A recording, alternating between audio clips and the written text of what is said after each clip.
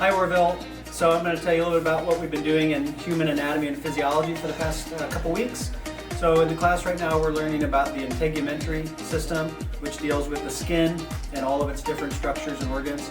And a big part of this lesson that the students work on is to build a three-dimensional model of the skin and structures. And while they build it, they also learn about functions. So this is a pretty good example of the skin. They have an opportunity to learn about the layers of the skin, to show and build a bunch of the structures. And then as part of this project, they also learn about skin diseases. And so they'll depict a three-dimensional model of different skin diseases, and then we share that amongst the class so that everybody can learn about what happens when the different structures of the skin don't work properly or generally fail.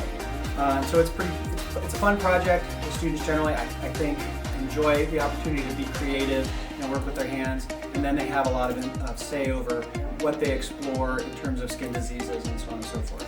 And always a fan favorite is, of course, the hair follicle. So my tissue box, I did lipoma, which is basically a bunch of fat tissue going from the hypodermis into the dermis and makes the epidermis bulge. And I learned that it is caused through genetics and obesity, and it requires surgery to remove. So we did our tissue boxes, which was modeling the layers of the skin, and then we also had to pick the disease of the skin. So mine and my partner's was folliculitis, which is basically like a zit, but it happens like on your arm hair, like where the hair comes out. So we had to do a diagram of like what a healthy one looks like and what an infected one looks like.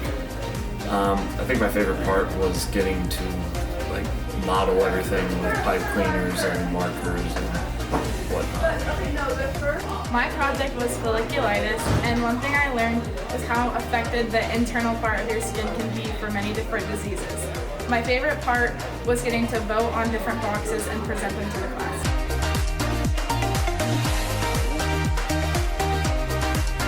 So in Principles of Foods class this week, we made Christmas cookies. All the groups could pick between their choice of cookies. So their choices were red velvet, chocolate chip, peanut butter blossoms, a sugar cookie with sprinkles in it, or hot cocoa cookies. And we made the cookie dough one day and we baked them and had cookies and milk the next day.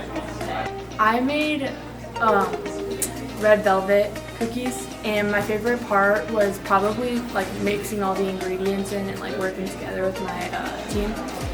And then I learned just how to make cookies. I made red velvet cookies, and my favorite part was eating the cookie dough, and I learned how to do the ingredients. We made red velvet cookies. My favorite part was being able to experience it with my group, and I learned how to measure like the ingredients the right way.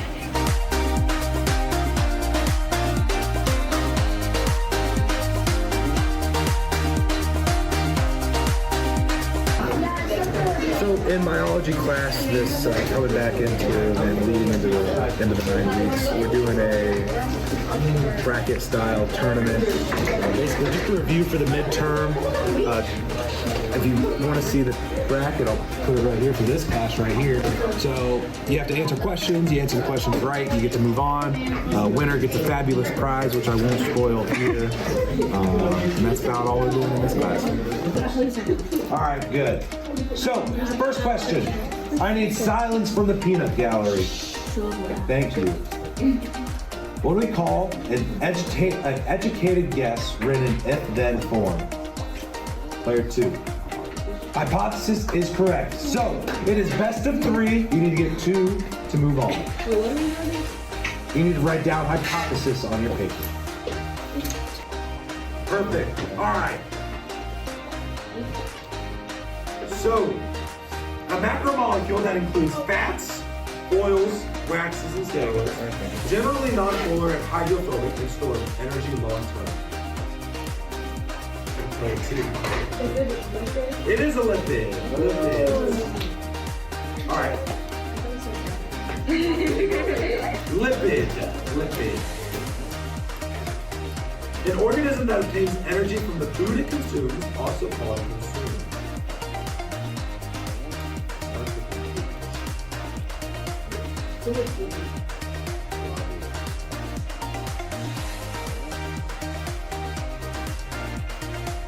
The mayo. You know what it is? It is header. My favorite part was competing against my classmates, and I learned how to think quickly when Mr. Phillips asked the questions. My favorite part of the tournament was winning and getting to be in the moment, the suspense and the pressures, just feeling that.